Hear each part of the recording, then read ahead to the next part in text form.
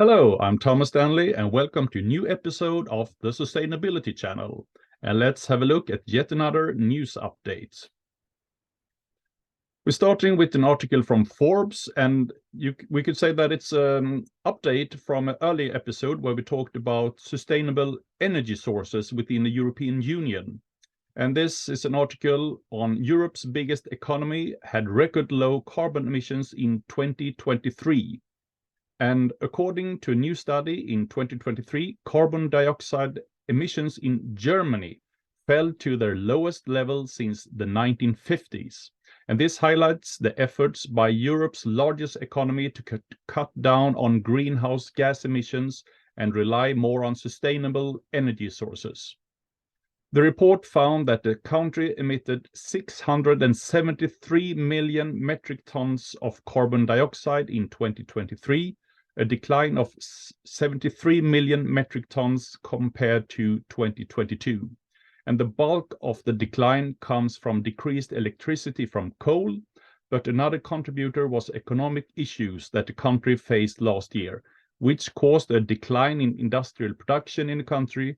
That means a drastic decline is pretty unlikely during 2024, but a long-term decline can be expected. And another follow-up from another episode is also the anti-ESG sentiment among Republican lawmakers in the USA.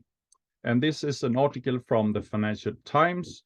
Green investment in Texas shows how funds are navigating anti-ESG laws.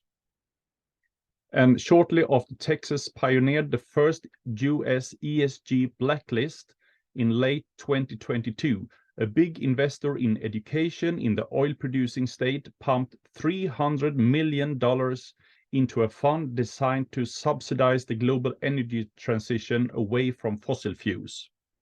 And the investment highlights how fiduciaries are finding ways to navigate gaps in rules designed by conservative officials to keep environmental, social, and governance considerations out of public investment portfolios, while showing the difficulty of enforcing such prohibitions. A 2021 state law passed by the Texas legislature called on state pension plans and other entities to divest from firms and funds deemed hostile to fossil fuels. And Glenn Hegar, the state's Republican controller, went further in late 2022 when he named 10 firms and more than 300 funds targeted for divestment by Texas pension funds and other state endowments, such as this fund we were talking about. Hegar's blacklisting of firms perceived to be anti-fossil fuel led to a nationwide movement among conservative state legislatures and financial officers to curb the spread of ESG investing in the US. Some more liberal jurisdictions have in turn taken opposing steps to encourage greater consideration of environmental or social factors in investments. And BlackRock, for instance, the 9.1 trillion New York-based asset manager, has been a frequent target of the anti-ESG efforts. Most recently, the firm was sued by Tennessee, where the state attorney general accused it of violating consumer protection laws by misusing ESG factors. And BlackRock rejected the claims and said it would vigorously contest the accusations. Interesting article again from Forbes is that BYD overtakes Tesla with other Chinese electrical vehicle makers close behind.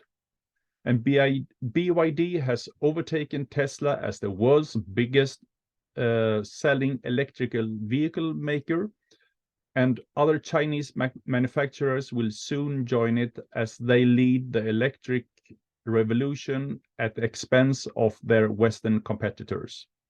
And a quote here says that we believe BYD and other leading Chinese manufacturers are set to conquer the world market with high-tech, low-cost EVs for the masses, hereby accelerating global EV adoption, investment bank UBS said in a report.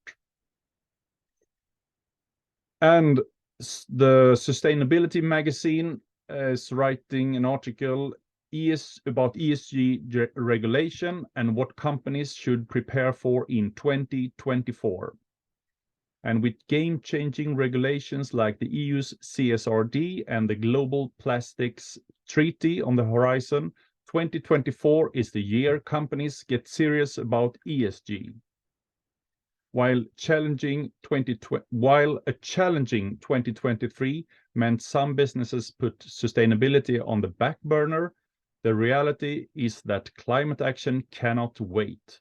And with new sustainability regulations on the horizon, 2024 will likely see increased action and a shift in mindset.